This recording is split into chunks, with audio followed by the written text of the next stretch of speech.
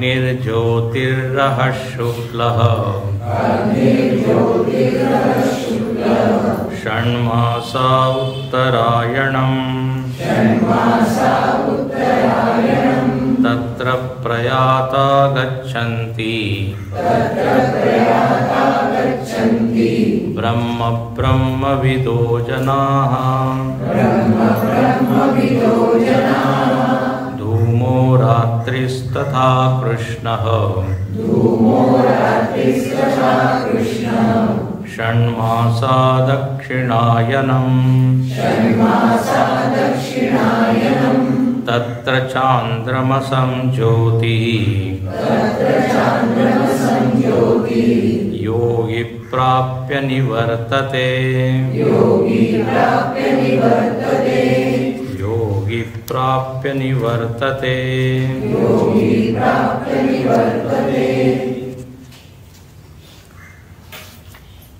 चार श्लोकांमध्ये भगवंतानी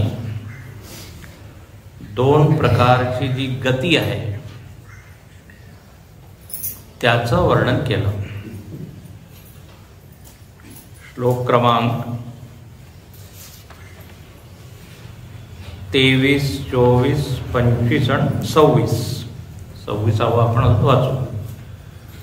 या चार श्लोकांमध्ये दोन प्रकारचे जे जीव आहे त्यांची गती कुठे होते आणखीन ज्या लोकांमध्ये ते जातात त्या लोकांचं काय वैशिष्ट्य आहे त्याचं इथे वर्णन आहे। याला सर्वसामान्यपणे आपण म्हणतो उत्तरायण मार्ग आणि दक्षिणायन मार्ग। काल जसा आपण विचार केला, उत्तरायण म्हणजे जिथे प्रकाश जास्त आहे, ऊर्जा जास्त आहे, उष्मा जास्त आहे, जास्त सात्विकता आहे, आणि दक्षिणायनमध्ये अंधार आहे, मंदता आहे। तर हे दोन मार्ग आहे। आता म्हणे मेल्यावर म्हणजे देह सोडल्यावर या लोकांची या दोन मार्गाने गती होते। म्हणजे जिवंत असताना त्यांच्या जीवनामध्ये हे सगळे गुण होते। म्हणजे असं उत्तरायणमध्ये जाणारा कोण आहे तर म्हणे जो जिवंत असतानाच सात्विक होता, उपासना करत होता, भगवंताची भक्ती, भगवंताविषयी आवड त्याच्यामध्ये होते। म्हणून उत्तरायण मार्गाने जाणारा जो साधक आहे किंवा जीव आहे त्याला म्हणतात उपासक। काल आपण पाहिलं ब्रह्मोपासक। आणि ब्रह्म म्हणजे इथे सगुण ब्रह्म, ज्याची त्यांनी भक्ती केली, सगळं मन भगवंतामध्ये ज्यांनी लावलं, सगळे कर्म त्यांनी भगवंतार्पित भावनेने केले, नियमाने त्यांनी भगवंताचं नामस्मरण केलं, असा जो उपासक आहे। आता हा उपासक जातो ज्या लोकामध्ये त्याला म्हणतात ब्रह्मलोक। मार्ग आहे सूर्यमार्ग किंवा उत्तरायण, आणि जिथे तो जातो त्याला म्हणतात ब्रह्मलोक। दुसरा जो आहे साधक, दोन्ही योगी आहे बरं का। काल आपण पाहिलं नुसतं जानेवारी नंतर मेल्याने उत्तरायण मिळत नाही, ते आपण चिंतन केलं का। तर योगी, दुसरा जो योगी आहे तो कुठे जातो तर म्हणे स्वर्गलोक, त्याला चांद्रमस लोक इथे म्हटलेलं आहे। आणि त्यांनी काय केलं की तो त्या लोकांमध्ये जातो तर म्हणे त्यांनी कर्म केले, चांगले कर्म केले। उपनिषदामध्ये याला म्हटलेलं आहे इष्टापूर्त कर्म। शब्द ऐकला असेल इष्टापूर्त, इष्ट आणि आपूर्त म्हणजे स्वधर्माप्रमाणे तो आपले कर्म करत आहे, आपल्या इच्छा पूर्ण करत आहे, आणि समाजासाठी सुद्धा तो उपकार करत आहे. त्याला म्हणतात आपूर्त कर्म किंवा पूर्त, म्हणजे समाजामध्ये जी कमतरता आहे त्याची पूर्णता तो करतो. तर कुठे त्यांनी धर्मशाळा बनवली, तर कुठे काय हॉस्पिटल बनवलं, त्याला म्हणतात पूर्त कर्म, इष्टापूर्त. इष्ट म्हणजे स्वतःसाठी, पूर्त म्हणजे समाजासाठी. तर असा जो कर्मी आहे, एक शब्द याला काय म्हणतात, कर्मी. शंकराचार्य सुद्धा इथे म्हणतात की ते कर्मी लोक आहे, यांच्यात भक्तीची कमी आहे, भगवंताविषयी आवड नाही आहे. तर असे कर्म जे करतात ते या दक्षिणायन मार्गाने चंद्रलोकामध्ये जातात. अच्छा, दोघांमध्ये काय फरक आहे? तर काल आपण पाहिलं, एक पुनरावर्ती आहे, एक अपुनरावर्ती. म्हणजे कर्मी लोक जिथे जातात, स्वर्ग वगैरे जे लोक आहेत ते पुनरावर्ती आहे, ते परत येतात. पण जे ब्रह्मलोकामध्ये जातात ते पुनरावर्ती नाहीये, ते मग पुढे ब्रह्मज्ञानाला प्राप्त होतात. तर हे त्या जगाचं वैशिष्ट्य आहे. ब्रह्मलोकामध्ये ही संधी आहे की तुम्ही ब्रह्मज्ञान मिळून मुक्त होऊ शकता. म्हणून असं अनेक शास्त्रांमध्ये येतं, आधी सुद्धा मी बहुतेक सांगितलंय, उपनिषदामध्ये येतं की तिथे ब्रह्मदेवच ते ब्रह्मविद्याचा आचार्य आहे. आणखीन ब्रह्मदेवाकडून तुम्हाला डायरेक्टली उपनिषद ऐकायला मिळतं. ब्रह्मदेव तिथे आचार्य आहे. आता ब्रह्मज्ञान झाल्यावर मग तर परत येणार नाही, म्हणून इथे म्हणलेलं आहे अपुनरावर्ती. आता पहा, ह्या ब्रह्मलोकावर थोडं चिंतन केलं पाहिजे की हे ब्रह्मलोक म्हणजे काय आहे. तर म्हणे जिथे असे शुद्ध अंतःकरणवाले जेवढे साधक आहे ते गेले आहे. आणि या ब्रह्मलोकामध्ये साधना करत आहे, ध्यान वगैरे ब्रह्मचिंतन करत आहे, आणि ते तिथेच ब्रह्मचिंतन करून तिथेच ते मुक्त होतात. आता त्याला आपण काय म्हणू, जीवनमुक्त. म्हणजे ब्रह्मलोकामध्ये अजून ते जगत आहे आणि त्यांना ब्रह्मज्ञान झालं. आता त्यांचं अजून शरीर आहे, जोपर्यंत त्यांचं प्रारब्ध आहे तोपर्यंत त्यांचं शरीर आहे. जसं इथे सुद्धा आपण पाहतो, ब्रह्मज्ञान झाल्यावर सुद्धा ब्रह्मज्ञानी लोक जगतात. असं थोडी की ब्रह्मज्ञान झाल्याबरोबर मरण होतं. ते जीवनमुक्त म्हणवले जातात. आणि मग जेव्हा त्यांचा प्रारब्ध पूर्ण होतं मग ते शरीर सोडतात. त्यांना म्हणतो विदेह मुक्त झाले ते, म्हणजे आता परत त्यांना देह मिळणार नाही. तर जशी घटना इथे ही घडती त्याचप्रमाणे ब्रह्मलोकामध्ये सुद्धा ब्रह्मज्ञान झाल्यावर ते जगतात. आणखीन त्यांचं प्रारब्ध जोपर्यंत पूर्ण होत नाही. आता असं आहे, ब्रह्मलोकामध्ये किती प्रारब्ध असेल त्यांचं, तर असं म्हणतात एका कल्पापर्यंत ते जगतात. कल्प म्हणजे काय, 4 युगांना मिळून जो काळ बनतो त्याला म्हणतात कल्प. गीतेमध्ये महायुग ज्याला म्हणतात, कल्प म्हणतात. तर तोपर्यंत ते जगतात तिथे. आणि मग त्यांचा देह सुटतो आणि मग ते काय होतात, विदेह मुक्त होतात. मग म्हणजे मुक्त होतात. तर आता ब्रह्मलोकामध्ये हे जे जीवनमुक्त लोक आहे त्यांच्याबद्दल असं सांगितलं की असे लोक या पृथ्वीवर गरज पडल्यास अवतार घेतात. अवतार घेऊन लोकांना मार्गी लावतात. असे हे जे लोक आहे म्हणजे जीवनमुक्त जे ब्रह्मलोकामधून येतात त्यांना म्हणतात कारक पुरुष. काय म्हणतात? कारक पुरुष. एक विशेष कॅटेगरी जे जीवनमुक्त आहे. आता पहा, नेहमी नेहमी भगवंत अवतार घेऊ नाही शकत. शेवटी तो सुद्धा आमच्यासारखा बिझी आहे. परत परत मी कसं काय जाऊ? तर हे जे ब्रह्मलोकामध्ये जीवनमुक्त त्यांना तो प्रेरित करतो आणि मग ते लोक वेळोवेळी जन्म घेतात. म्हणून अशा संतांना म्हटलेलं नित्यावतार. नित्य अवतार. आणि असे हे जे कारक पुरुष आहे हे दिव्य पुरुष असतात. आता कोणी शिष्य किंवा साधक इथे साधना करत आहे आणि त्याला गुरुची गरज आहे, उपदेशाची गरज आहे, तर ते तिथून येतात. आता ध्रुव जो आहे तो निघाला आहे तपश्चर्या करण्यासाठी, पण त्याला काही माहीत नाही आहे काय करायचं आहे.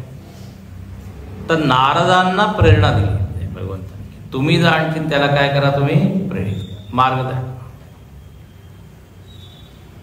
अचानक नारद ऋषी आले नाही, प्रेरित केलं गेलं त्यांना. तर भगवंताच्या प्रेरणेने असे लोक येतात. आता वेदव्यासजी यांना सुद्धा कारक पुरुष म्हटलेलं आहे. कारक पुरुष आहे. आणि यांचे जे काम आहेत, कामं ते ईश्वरासारखे दिव्य. सामान्य माणूस तसं काम करू शकत नाही. अच्छा, यांच्यामध्ये ही एक शक्ती असते की ते कोणत्याही लोकामध्ये जाऊ शकतात. मनुष्य लोक, पितर लोक, वैकुंठ लोक, अथवा नारद ऋषी जातात, सनकादी ऋषी जातात. आता ते जीवनमुक्त आहे, लक्षात घ्या. ते बद्ध नाही होत, काम केल्याने फळाने बद्ध नाही होत. ते मुक्त राहून जगाचं कल्याण करतात. म्हणून ते तुकाराम महाराज काय म्हणतात, संतांच्या विभूती जगाच्या कल्याणा संतांच्या. हा, तर हे असे लोक जे का रंजले गांजले त्यासी म्हणे तो तोची साधू ओळखावा देव तेथेची दाखवणा. आम्ही वैकुंठवासी आलो याची कारण. हा, पाहताय ना, एकदम मिळालं. भगवंताची मूर्ती, तोची भगवंताची मूर्ती. तर असे हे ब्रह्मज्ञानी लोक ते इथे येतात. आमचे स्वामीजी सांगत होते की पहा, स्वातंत्र्याच्या आधी 47च्या आधी आपण पाहतो जवळजवळ 100 वर्षाचा जो कालखंड आहे त्यामध्ये एकापेक्षा एक महामानवांचा जन्म झाला. आता ते कोणी दिसत नाही. त्यांच्यामुळे स्वातंत्र्य आपल्याला मिळालं. स्वामी विवेकानंद झाले, स्वामी दयानंदजी झाले, रामकृष्ण परमहंस झाले, रमण महर्षी झाले, एकापेक्षा एक मोठे मोठे झाले सुद्धा. त्याचप्रमाणे राजकारणामध्ये टिळक आहे, म्हणजे एका नावं जर मी घेतलं तर बहुत म्हणजे मोठी यादी आहे. ते सामान्य नाही आहे. पंडित मदन मोहन मालवीय, ईश्वरचंद्र विद्यासागर, पुरुषोत्तम दास टंडन, वल्लभभाई पटेल, सावरकर, असे एकापेक्षा एक. सुभाषचंद्र बोस. आता पहा, परदेशामध्ये जाऊन एक फौज तयार करणे आणि तिथून आक्रमण करणे हा विचारच आहे का? सावरकरांनी समुद्रामध्ये उडी घेतली, आता काही सामान्य आहे. तर असे एकापेक्षा एक दिव्य. तर ते म्हणत होते की जरूर हे सगळे कारक पुरुष आहे असं मानण्याची इच्छा होते. तर असे हे ब्रह्मज्ञानी लोक जीव कल्पापर्यंत राहतात आणि गरज पडल्यास येतात. अनेक लोकांचा अनुभव आहे. कुठून ते गुरु आले आणि त्यांनी आम्हाला हे केलं आणि मग काही दिसले नाही, असे अनेक संत असतात. परीक्षित महाराजांसाठी सुखदेवजी आले आणि 7 दिवस राहिले आणि गेले. ते तसे कुठे 7 दिवस टिकत नाही, राहत नाही, पण आले. हे तर पुराणाचं उदाहरण झालं, पण आपल्या या जगामध्ये सुद्धा असं आपल्याला दिसतं. तर हे कारण यांनी उपासना केलेली आहे, साधना केलेली आहे, म्हणून यांच्यामध्ये असं सामर्थ्य आहे. अच्छा, तर जे दुसरे आहे दक्षिणायन मार्गाने जाणारे, त्यांची काय स्थिती आहे तर म्हणे तो जो लोक आहे चांद्रवा श्लोक, तो भोग प्रधान आहे. तिथे भोग आहे. यांनी चांगले कर्म केले आहे म्हणून यांना चांगले तिथे भोग मिळत आहे, दिव्य भोग आहे. भोगाची प्रचुरता आहे तिथे, प्राचुर्य त्याला म्हणतात. भोग वैचित्र्य आहे, वेगवेगळे प्रकारचे भोग उपलब्ध आहे. आणि ते भोग भोगण्यासाठी जे भोग साधन आहे ते सुद्धा छान आहे. म्हणजे तब्येत एकदम ठणठणीत असते तिथे कधी तुम्ही जास्त जर नाश्ता वगैरे आला प्रसादामध्ये तर पोट गडबड होत नाही किंवा तब्येत बिघडत नाही. मी मनानी म्हणत आहे, आलेलं आहे कठोपनिषदामध्ये, न तत्र जरया विवेती शोकात उभे तीर्थवे अशनाया पिपासे शोकातिगो मोदते स्वर्ग लोके. कठोपनिषदाची न तत्र जरया विवेती, एक आणखी शब्द मिसिंग आहे. तर ते जरावस्था नाही आहे, वृद्धावस्था नाही आहे, रोग नाही आहे. तर भोग जर असतील पण भोग साधनच ठीक नसेल तर, आता चांगला कार्यक्रम येत आहे पण डोळ्यामध्येच गडबड आहे, प्रवचन चांगलं आहे पण ऐकूच नाहीये, खायला चांगलं छान पदार्थ आहे पण म्हणे नाही, तर तब्येत ठीक नाही, तो ताप आहे, तर भोग साधनही पाहिजे. तर तिथे काय आहे, स्वर्गामध्ये भोग आहे, भोग साधन आहे, भोगाची अधिकता आहे, हे सगळं. आणि हे त्यांना मिळालेले कारण त्यांनी मानव लोकांमध्ये चांगले कर्म.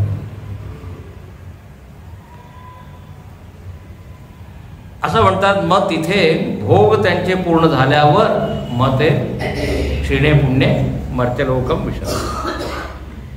तर पहा, दोन्ही लोकांमध्ये वातावरण एकदम वेगळं आहे. ब्रह्मलोकामध्ये हे सगळे साधक लोक समाधी करत आहे, ध्यान करत आहे, ते शांती आहे, मन एकाग्र आहे, सात्विक आहे. इकडे स्वर्गामध्ये जरा वेगळे, म्हणून स्वर्गाचं चित्र तुम्ही पाहिलं असेल नेहमीच. जिथे काय राजसिकता आहे, इंद्र वगैरे भोग वगैरे करत आहे, गंधर्व काय गान करत आहे, अप्सरा नृत्य करत आहे, असं वर्णन आहे.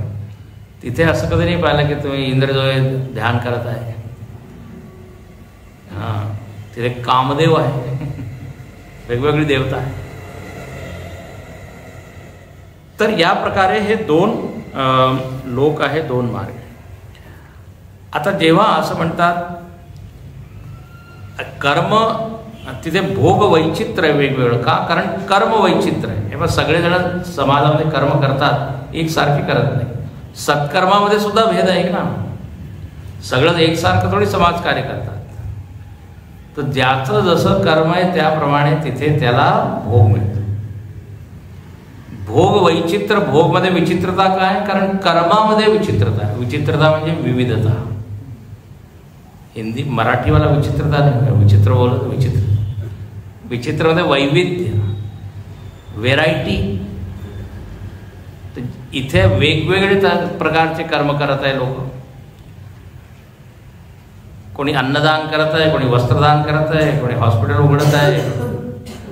तुम्ही यूट्यूब वगैरे उघडा काय काय काय काय, कोणी गोशाळा उघडत आहे, कोणी रस्त्यावर जे लोक आहेत त्यांना उचलून आणतात, त्यांना ते स्वच्छ करतात. हां, असं सगळं आहे. खूप आहे लोक. कोणी जे दिव्यांग आहे त्यांची सेवा करत आहे. तर कर्म वेगवेगळे असल्यामुळे भोगामध्ये वैचित्र. असं वाटतं ब्रह्मलोकामध्ये विचित्रता नाही, सगळे ध्यान समाधी एक असं करत आहे, कारण उपासना त्यांनी केली.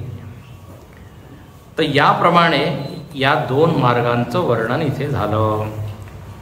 26व्या श्लोकामध्ये आता परत हे जे आता आपण विचार केला त्याचा उपसंहार करत आहे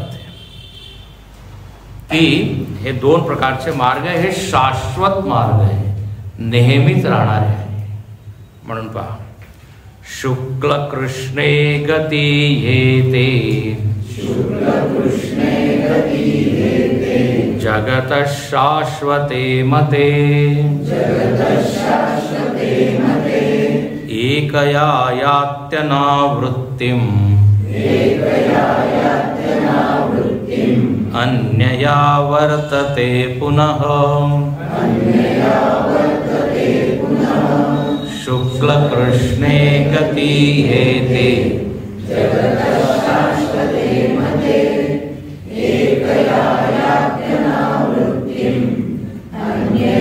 वर्तते पुनः. म्हणे या जगामध्ये ह्या दोन्ही गती आहे, शुक्ल कृष्ण. आणखीन हे कसे आहे म्हणजे शाश्वत आहे. जगाचे हे शुक्ल व कृष्ण असे 2 शाश्वत मार्ग मानले गेले आहेत. म्हणजे अनेक लोक या मार्गाने गेले आणि अजून जातात आहे, जातील आहे, चालू आहे. जसं जसं लोकांचे कर्म आहे किंवा उपासना आहे त्याप्रमाणे. आणि दोघांमध्ये परत फरक काय आहे? एकया याती अनावृत्ती, अन्यया आवर्तते पुन्हा. तेच एक पुनरावर्ती आहे, एक अपुनरावर्ती आहे.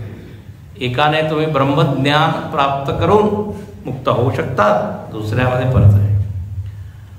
आता म्हणजे हे असं काय सांगितलं आहे म्हणजे आता चॉईस इज युअर्स. एक हा असा मार्ग आहे, एक हा मार्ग आहे, आता तुम्ही निवडा. एकामध्ये तुम्ही भोगता राहा. हा, तिथे स्वर्गामध्ये तुम्ही काय राहून भोगता, कारण आता मी सांगितलं भोग प्रधान आहे. जो भोगाला भोगतो त्याला काय म्हणतो आपण? भोगता. तर तिथे भोक्तृत्व प्रधान आहे. आणि इकडे काय आहे? इकडे तर उपासना आहे. तिथे भोक्तृत्व शांत झालेलं आहे, कर्तृत्व शांत झालेलं आहे, शिथिल झालेलं आहे, त्याला म्हणतात ढिल्ल ब्रह्मलोकामध्ये. आणि जर तिथे ब्रह्मदेवाची क्लास अटेंड केली तर मग ब्रह्मज्ञान मग मुक्त.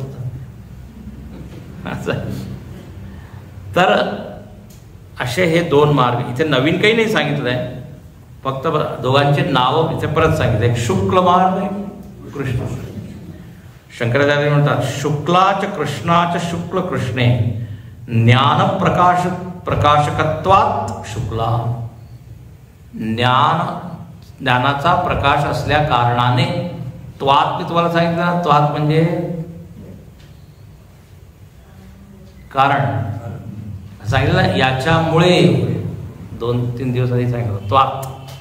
तर प्रकाशकत्वात, तिथे ज्ञानाचा प्रकाश असल्या कारणाने त्याला म्हणतात शुक्ल. आणि या शुक्ल म्हणूनच काय शुक्ला अण्णावळी झाल्या लोकांची. शुक्ल. आणि तद अभावात कृष्णा, दुसरी गती, स्त्रीलिंगी शब्द आहे. शुक्ला गती, कृष्णा गती. त्यामुळे तद अभावात, जिथे प्रकाश नाहीये तर कृष्ण गती.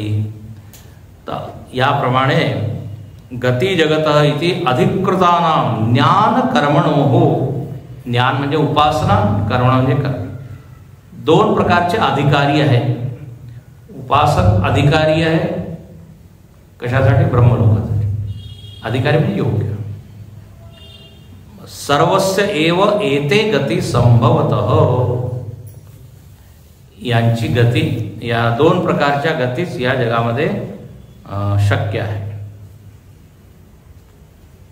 याप्रमाणे इथे परत एकदा आठवण करून दिली.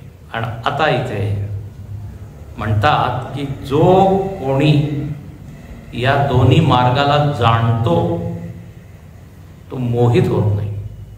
पाहायचा अर्थ काय? 27वा नैते श्रुती पार्थ जानन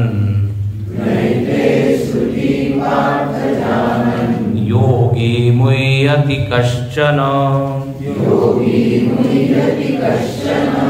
तस्मात् सर्वेषु कालेषु योगयुक्तो भवार्जुन नैते श्रुति पार्थ जानन् तस्मात् सर्वेषु कालेषु योगयुक्तो भवार्जुन. इथे म्हणतात एते श्रुती जानन. श्रुतीचा अर्थ इथे आहे मार्ग. हे दोन्ही मार्ग, श्रुती म्हणजे मार्ग, दोन्ही मार्ग, दोन्ही मार्गाला जाणून हे अर्जुन तो जो योगी आहे न मुह्यती. न कुठे आहे शब्द? पहिला शब्द न शब्द उचलून तिकडे द्यायचे. न मुह्यती. आता अन्वय करतात ना, अन्वय. तर एते श्रुती जानन, या दोन्ही मार्गाला जाणत आहे असं कंटिन्युअस जानन, जाणता जाणता असं म्हणतो. योगी न मुह्यती कश्चन, तो योगी कधीच मोहित होत नाही. आता याचा अर्थ काय या वाक्याचा? जानन म्हणजे काय? तो जाणतो. काय जाणतो? की हे दोन मार्ग आहे. कर्माचा सिद्धांत तो जाणतो की हे कर्म केल्याने हे फळ मिळेल, हे भोग भोगावे लागतील. म्हणजे कर्म आणखीन फळाचा संबंध ज्याला ज्ञात आहे आणि त्याला हे माहीत आहे की जर मी चांगलं कर्म केलं तर मला निश्चिंत झालं पाहिजे, निर्भय असायला पाहिजे, कारण त्याचं फळ चांगलंच येईल. आणि जर मी चुकीचं केलंय तर फळ जेव्हा येईल तर तो दुसऱ्या कोणा माणसाला दोष नाही देणार. जाननचा अर्थ असा आहे की त्याला माहित आहे की मीच गडबड केली आहे म्हणून हे मार्ग असं आहे. हे पण माणसाला अनेक वेळा काय होतं, दुष्कर्म केल्याने दुःख होतं याच्यावर तो विश्वास खूप असतो, कारण त्याला अनुभव होत असतो. पण सत्कर्म केल्याने मला सुख मिळेल याची तेवढी खात्री नसते. तो काय म्हणतो, थोडं मला गडबड करावं लागेल, माहीत नाही, आता मी करत आहे. पण जर दुष्कर्म केल्याने दुःख तुला त्याच्यावर पूर्ण म्हणजे ठाम आहे, निश्चय की असं होईलच, तो सत्कर्म केल्याने सुद्धा मिळेल ना. पण नाही म्हणे नुसतं चांगल्या कर्माने सुख मिळेल की नाही मला तर शंका आहे. थोडं तर खोटं बोलावंच लागेल, त्याशिवाय नाही होणार. स्वामीजी तुम्ही आश्रमात एकटे राहतात माहीत, म्हणून तुम्हाला काही माहीत नाही जगामध्ये काय. तिथे खूप हे करावं लागतं, जोडतोड काय म्हणतात, हा जुगाड. सीधे सहज काही नाही होत. नाही पण म्हटल्याचं आहे की सत्कर्माने सुख मिळेल, नाही. आता हे कलियुग आहे असं होतं ना थोडंसं. असं खरं म्हणजे शंकराचार्यांनी सुद्धा आपल्या भाष्यामध्ये म्हटलेलं आहे की हे जग खूप माईक आहे. इथे थोडंसं माईक लोक आपोआप होतातच, म्हणजे थोडं लपवतात, खोटं बोलतात, थोडं बेईमानी. पण हे विसरून जातात की त्याचा दुष्परिणाम होईल, ते फळ येईल. तर असो, तर अर्थ काय आहे की ज्यांनी हे कर्माबद्दल छान अभ्यास केलेला आहे तर तो निश्चिंत असतो की आता आपण कठोपनिषद ऐकत आहोत ना, त्याच्यामध्ये येईल नचिकेताचं. तो म्हणतो की मी जर चांगलं कर्म केलं तर मला चांगलंच फळ मिळेल, त्याच्यामध्ये काही शंका नाही. येईल त्यात कर्मावर पूर्ण निष्ठा आहे त्याची, कर्मसिद्धांतावर. कर्मसिद्धांत फारच पॉवरफुल आहे. तर इथे म्हणतात की ज्यांनी हे कर्माबद्दल जाणलं, उपासनेबद्दल ज्याला ज्ञान आहे, कारण दोन्ही मार्ग त्यांनी जाणले आहे. उपासना मला कुठे घेऊन जाईल याबद्दल त्याला आता पूर्ण ज्ञान झालेलं आहे, माहिती झालेली आहे. तर याप्रमाणे जाणणार आहे तो योगी. म्हणजे काय? जाणणार आहे, जानन. योगी म्हणजे नुसतं प्राणायामच करत आहे असं नाही आहे. आणि योगी शब्द ऐकला की तेच आपल्या लक्षात आहे. शीर्षासन करत आहे, उष्ट्रासन करत आहे, ताडासन करत आहे. योगी शब्दाचा इथे हा अर्थ आहे नाहीच. पूर्ण याच्यावर कधी आलाय का की तो अनुलोम विलोम करत आहे किंवा भस्त्रिका करत आहे असं इथे काही आलं नाही. कर्मी किंवा उपासक या अर्थाने योगी शब्द इथे. तर इथे जाणणार आहे म्हणजे नुसतं करणारा नाही, जाणतो आणखीन मग साधना करणार आहे. क्रियात्मक साधना नाही आहे फक्त, म्हणजे जी आता मी सांगितली. तर असा हा योगी संसाराय एकान्या मोक्षायच इति. फार सुंदर. म्हणजे तो जाणतो की एक संसाराकडे नेणार आहे म्हणजे परत परत येईल, एकाने माझं प्रमोशन होईल. तर असं तो जाणून न मुह्यती. मुह्यती शब्दाचा अर्थ फार छान आहे. तो इकडे तिकडे भटकत नाही. लोक जे आहे ना या अध्यात्माच्या जंगलामध्ये भटकून जातात. कधी हे करत आहे, कधी ती साधना करत, ते हे करत आहे. इतके मार्ग आणि इतके पंथ आहे ते सारखे. मग थोडं थोडं थोड्या दिवस हे करतात, थोड्या दिवस सोडतात. याला म्हणतात मुह्यती. आणखीन जे पब्लिसिटी करणारे असतात लोक इतकं जबरदस्त करतात की 7 दिवसात साक्षात्कार खात्री. असं ते जसे आजकाल औषधाचं तुम्हाला हे औषध घ्या, व्हॉट्सअप किंवा यूट्यूब जर उघडलं तर सगळ्यांचे परिणाम 7 दिवसात येणार आहे लगेच. मग त्या प्रचाराच्या आहारी जातो आणि मग इकडे तिकडे भरकत असतो. तर इथे म्हणतात की ज्यांनी नीट अभ्यास केलाय मुह्यत न मुह्यती. आता आम्ही पाहतो वेदांत शिकून सुद्धा ते लोक जेव्हा इकडे तिकडे जातात. आता वेदांत राजा आहे, याच्यापेक्षा श्रेष्ठ काही नाही. तरी पण तर काहीतरी काय म्हणतात क्षणिक लाभासाठी लोक मोहित होतात. याच्यामध्ये फळ मिळतं पण जरा हळूहळू आहे ना. ज्ञानाचा असा मार्ग आहे त्यामुळे लोकांना तेवढं भाव नाही. तर इथे म्हणतात, तर अर्जुनाने जणू काही विचारलं तर देवा ठीक आहे आता मी सगळं जाणलंय, आता मला तुम्ही डायरेक्ट आदेश करा की आता तू हे कर म्हणजे मी ते करेन. तर इथे भगवंत अर्जुनाला आदेश करतात आणि अर्जुनाच्या निमित्ताने आपल्या सगळ्यांना तस्मात् सर्वेषु कालेषु योगयुक्त भव. म्हणजे तस्मात् अर्थ काय असतो? म्हणून. हे 2 मार्ग आहे, 2 गती आहे. म्हणून तू काय कर, सर्व काळामध्ये योगयुक्तो भव. तू योगी बनण्याचा प्रयत्न कर. आणि आता इथे तुम्हाला चॉईस दिली आहे, एक थोडा लोअर आहे, एक हायर आहे. आता योगयुक्त म्हणजे देवाची अशी इच्छा की जरा उपासक वर भक्ती कर, माझ्याशी प्रेम कर. तिथे मागे जे श्लोक आलेले काय, अनन्यचेता सततम यो माम स्मरती नित्यशः. त्यामुळे माझं स्मरण कर अनन्य भावनाने. ओंकाराच्या द्वारे तू जप कर. ओम इत्येकाक्षरम ब्रह्म आले ना, व्याहरण माम अनुस्मरण.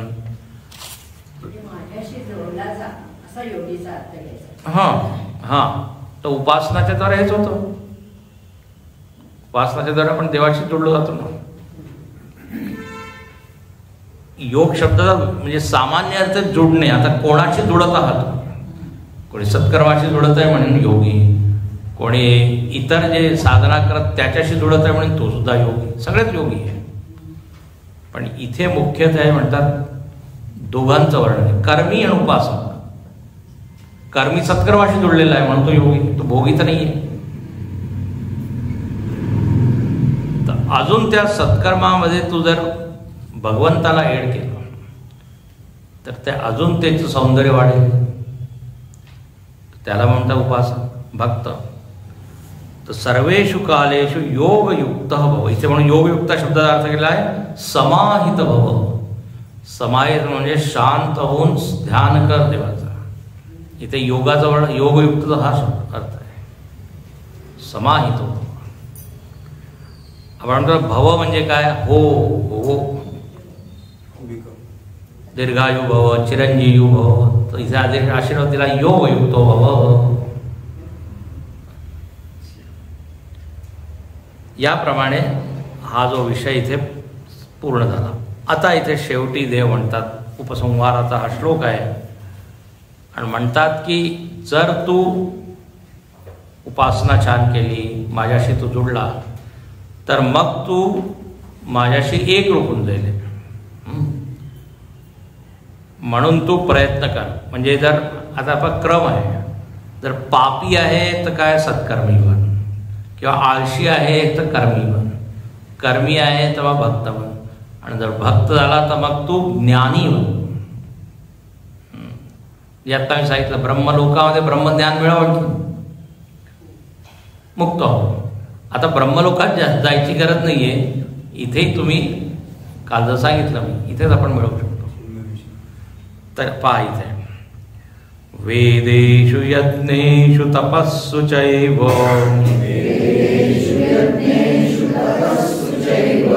दानेषु यत् पुण्यफलं प्रदिष्टम् अत्तेति तत्सर्वमिदं विदित्वा योगी परं स्थानमुपैति चाद्यम् वेदेषु यज्ञेषु तपस्सु चैव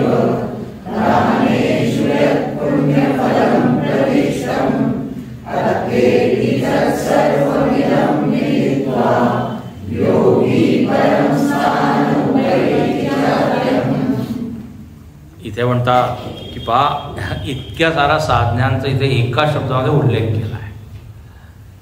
म्हणजे वेदेषु, वेदेषु म्हणजे वेदांमध्ये जे काही दिलेलं आहे ज्ञान त्याचं कोणी अभ्यास केला. सम्यक अधीतेषु, वेदेषुचा अर्थ केलेला आहे की ज्यांनी वेदांचा अध्ययन केलं, वेदांचा अभ्यास केला, तर चांगली साधना आहे. त्यांनी सुद्धा पुण्य होतं. श्लोक पाठ करत आहे, मंत्र पाठ करत आहे. त्यानंतर कोणी यज्ञ करत आहे, यज्ञेषु यज्ञ करत आहे, त्याने सुद्धा पुण्य होईल मिळेल. आणि यज्ञ कसा प्रकारे करत आहे तर 7 गुण्येन अनुष्ठितेषु, शंकराचार्य म्हणतात. 7 गुण्य म्हणजे यज्ञाचे जेवढे म्हणजे जे जे त्याच्याला सांगितलंय ते सगळं तो करत आहे. सांगोपांग आपण जर म्हणतो, सांगोपांग म्हणजे अंग उपांग सहित ज्या ज्या बारीक सारीक गोष्टी सांगितल्या आहे की यज्ञ असं करायला पाहिजे तसं कर, त्याला म्हणतात 7 गुण्य किंवा सांगोपांग. नाही तर आपण काय त्याला म्हणतात काम चलाव, हे नाही तर हेच करा, हे नाही तर लोक हा म्हणजे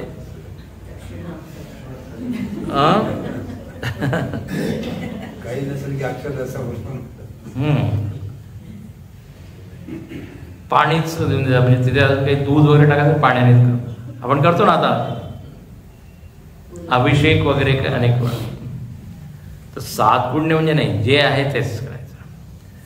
तर असं जर कोणी केलं 7 पुण्य नसते. आणखीन काय, तपस्सु सुतप्तेषु, चांगल्या प्रकारे तपश्चर्या केली. त्यानंतर दानेषु, दानेषु म्हणजे दान त्यांनी केलंय. आणि सम्यक दत्तेषु म्हणजे चांगलं दान केलंय. म्हणजे त्याची क्षमता भरपूर आहे, तर आपल्या क्षमतेप्रमाणे तो दान करत आहे. हे नाही की क्षमता आहे आणि एवढं जाऊन देत आहे, कुठे देतच नाही. तर म्हणे आपण ज्ञान प्राप्त करतो आणि जर दक्षिणा दिली नाही तर ते ज्ञान फलीभूत होत नाही. पूजा केली आणि पूजामध्ये दक्षिणा दिली नाही तर ती पूजा निष्फळ आहे की नाही. षोडशोपचारामध्ये आहे की एक दक्षिणेचं विधान आहे. तर अच्छा, दक्षिणा किती दिली पाहिजे दान? तर आपल्या क्षमतेप्रमाणे. कोट्याधीश आहे आणखीन तो ₹1,000. याला शंकराचार्यजी खूप रागवतात, व्यंग करतात आपल्या भाषणात. मी शटम हा सांगितलं होतं, मूळ आहे. ते गुरुदेवांचा किस्सा मी ऐकवला होता. गुरुदेव कानपूर लखनौ कुठेतरी होते, स्वामी सुबोधानंदांनी सांगितलं. म्हणे इतकं मोठं घर, ते मार्बल एव्हरीवेअर मार्बल. म्हणे एक तर वेळ नव्हता, कसं तरी करून ते गेले.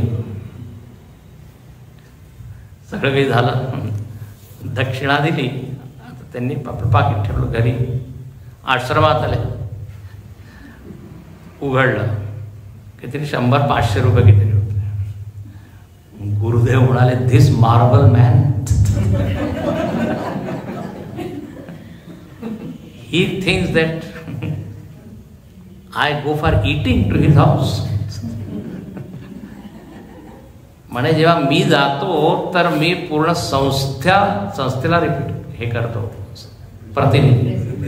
आणि जी दक्षिणा मिळते ती त्या दक्षिणेने सगळ्या ब्रह्मचारी लोकांचं पोट भरतो. माझ्यासाठी मी घेत नाही. तर ही शुड अंडरस्टँड. आणि एवढं एव्हरीथिंग, बाथरूममध्ये सुद्धा मार्बल, एव्हरीवेअर मार्बल. आम्ही पाहिलेलं आहे, याचा खूप अनुभव आहे. गुरुजींबरोबर मी गेलो होतो पुढे. तर असं होतं. तर हे सम्यक दान नाही आहे. आणि अनेक वेळा तो उलटा अनुभव होतो. तुझी क्षमता नाही आहे. मी गावामध्ये गेलो होतो, तरी किती 1,00,000 रुपये दिले. म्हणजे मी आता मला पेन्शन मिळाली, काहीतरी शाळेमध्ये जो टीचर शी गिव्ह 1,00,000. अगदी म्हणजे असे. तर दानाचा सुद्धा एक नियम आहे. श्रद्धया देयम, अश्रद्धया देयम, भिया देयम, श्रिया देयम. घाबरता दिलं पाहिजे की मला एवढं दिलं पाहिजे, मी दिलं नाही असं. हा विषय खूप सेन्सिटिव्ह विषय आहे.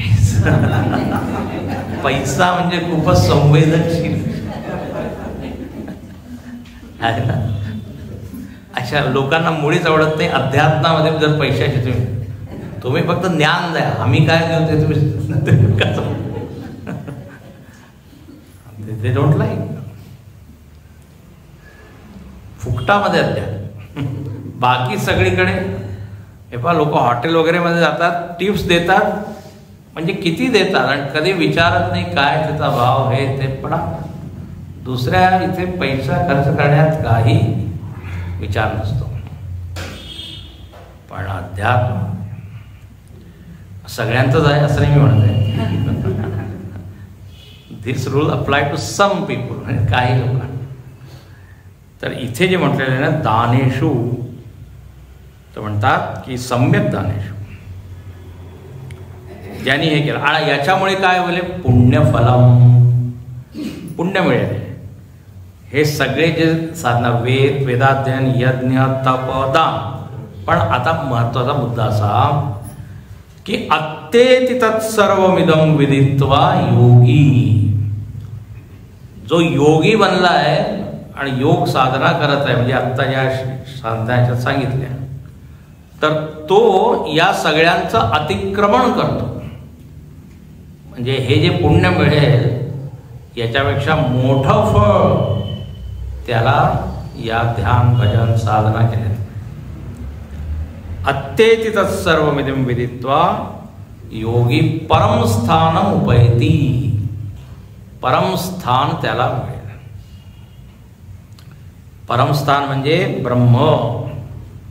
ब्रह्मामध्ये त्याची स्थिती होईल. इथे छान सांगतात की विदित्वा, त्यांनी विदित्वा शब्द आलेला ना, अत्तेति तत्सर्वमिदं विदित्वा. विदित्वा म्हणजे जाणून. काय जाणलं त्यांनी? तर इथे शंकराचार्य म्हणतात सप्त प्रश्न निर्णयद्वारेण उत्तम सम्यक. या अध्यायामध्ये किती प्रश्न होते? 7 प्रश्न होते. तर या 7 प्रश्नांचं जेवढं उत्तर दिलेलं आहे ते सगळं जाणून अजून थोडं व्यापक केलं त्यांनी. जो विषय या अध्यायामध्ये दिलाय तो जाणतो, अवधार्य धारण करतो आणि अनुष्ठाय त्याचं अनुष्ठान करतो. म्हणजे जे काही त्यांनी ऐकलं त्याप्रमाणे तो जगतो. आणखीन मग परमस्थान उपैती, त्या परमस्थानाला तो प्राप्त होतो. आता पहा सहजच आहे, एवढं सगळं चांगलं चांगलं त्यांनी ऐकलं तर मग मनामध्ये काय तर हे आपण केलं पाहिजे आणि मग तो करतो. आणि परमस्थानाचं इथे विशेषण दिलं आहे, परमस्थानम आद्यम. सगळ्यात शेवटचा शब्द पहा, आद्यम. ते परमस्थान काय आहे तर म्हणजे आद्य. आद्य शब्दाचा अर्थ होतो जो सगळ्यात आधी आहे. सगळ्यात आधी कोण आहे? परब्रह्म आहे, त्याच्यानंतर सगळं. तर आद्यम म्हणजे शंकराचार्य इथे म्हणतात आदौ भवकारणम ब्रह्म इत्यर्थ. भवकारणम संसाराचं जे कारण आहे, जे सगळ्यात आधी आहे, जे मूळ आहे, ऊर्ध्वमूलम अधशाखम, त्यानंतर सगळं आहे. तर त्या परब्रह्माला तो प्राप्त करतो, तो ब्रह्मरूप होऊन जातो. कळतंय ना? तर याप्रमाणे इथे भगवंताची इच्छा आहे की माणसाने योगी व्हायला पाहिजे. योगयुक्तो भवार्जुन सर्वेषु कालेषु. ज्ञान मिळवा आणि त्याच्या प्रकारे करा असे. याप्रमाणे इथे अध्याय पूर्ण होत आहे. ओम तत्सदिति श्रीमद्भगवद्गीतासु उपनिषत्सु ब्रह्मविद्यायां योगशास्त्रे श्रीकृष्णार्जुनसंवादे तारक ब्रह्मयोगो नाम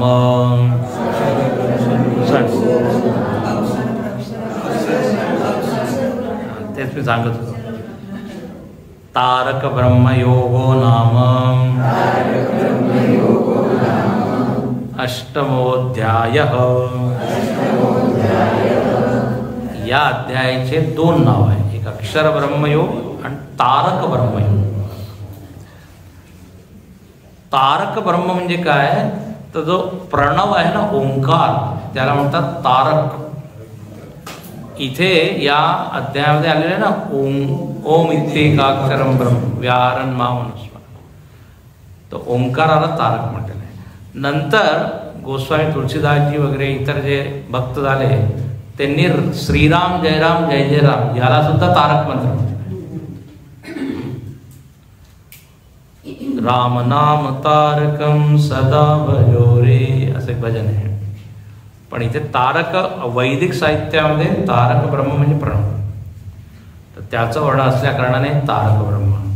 अच्छा, अनेक याच्यामध्ये अक्षर ब्रह्म दिलेलं आहे, कारण इथे सुरुवातच कशाने किम तत् ब्रह्म असं प्रश्न होता अर्जुनाचा, आणि उत्तर काय दिलं होतं? अक्षरम ब्रह्म परमम है ना. म्हणून इथे या अध्यायाचं नाव अक्षर. आता जेव्हा आपण पुढचा अध्याय पाहू, 9वा अध्याय, तेव्हा याचं परत एकदा थोडक्यात सिंहालोकन म्हणजे उजळणी, म्हणजे फक्त श्लोक नाही, अर्थ.